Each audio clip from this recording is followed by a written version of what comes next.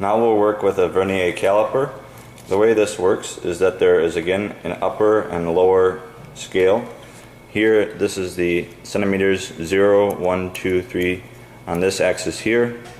And then on the upper we have inches, which we're going to neglect for our use.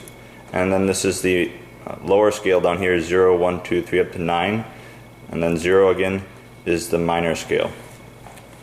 When it's shut, the vernier caliper isn't measuring anything, that is, then the zeros on the major and minor axes line up. So we can see that this 0 on the minor scale and this on the major scale, they line up quite well. And you'll notice nowhere else does that occur, that is the markings on the minor and major scale line up, except again at 0 here and there. We'll put our measurement object here between the teeth of the vernier scale and we'll close it. When we're measuring something, there's a flat side here and we'll want to put our device in that and then close it with a little bit of pressure. And then with that value, we're going to see what the measurement is. On the major scale, it's the question of where does the 0 on the minor scale line up with the major scale. So here we have a 0 on the minor scale, which is a little past this hash mark here. So that's 5, 6, 7. It's a little more than 0.7 centimeters. And the question is, how much more than 0.7 centimeters is it? Since the 0 here doesn't line up with the major scale exactly, we need to find where on the minor scale it does. So there's no match here until we reach, say, the 6 value. So on the minor scale, the 6 mark lines up pretty well. You could even say the 7 mark lines up better.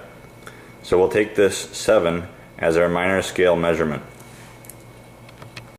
Now the question is, how do we combine this 0.7 centimeter measurement on the major scale with the 7 mark on the minor scale? The answer to that is over on the far side of our caliper. There's a little marking that says 0.05 millimeters.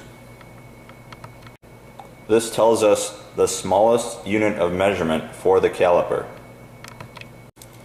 So now when we look back, this 0 on the minor scale is somewhere between 0.7 and 0.8 on the major scale. So this gives us some confidence that our measure is correct.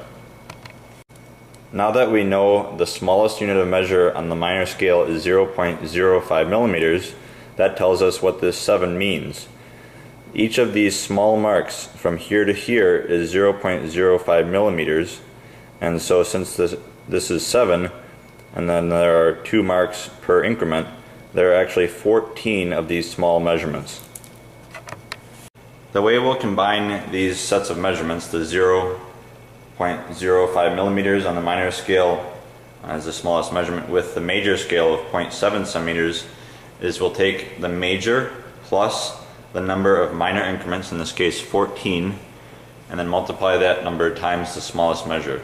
So what we get back after we convert to the correct units of centimeters, in this case, is 0.77 centimeters with an accuracy of plus or minus 0.005 centimeters.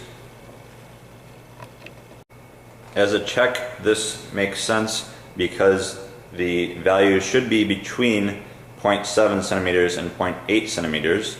And if we look back at our original measurement, we see that our 0 mark on the minor scale is close to the 0.8, so 0.77 centimeters makes sense.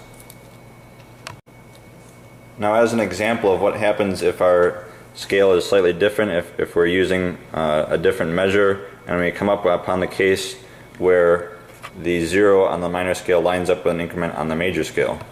For instance, now I see that the 0 on the minor scale lines up very well with 1.7 on the major scale.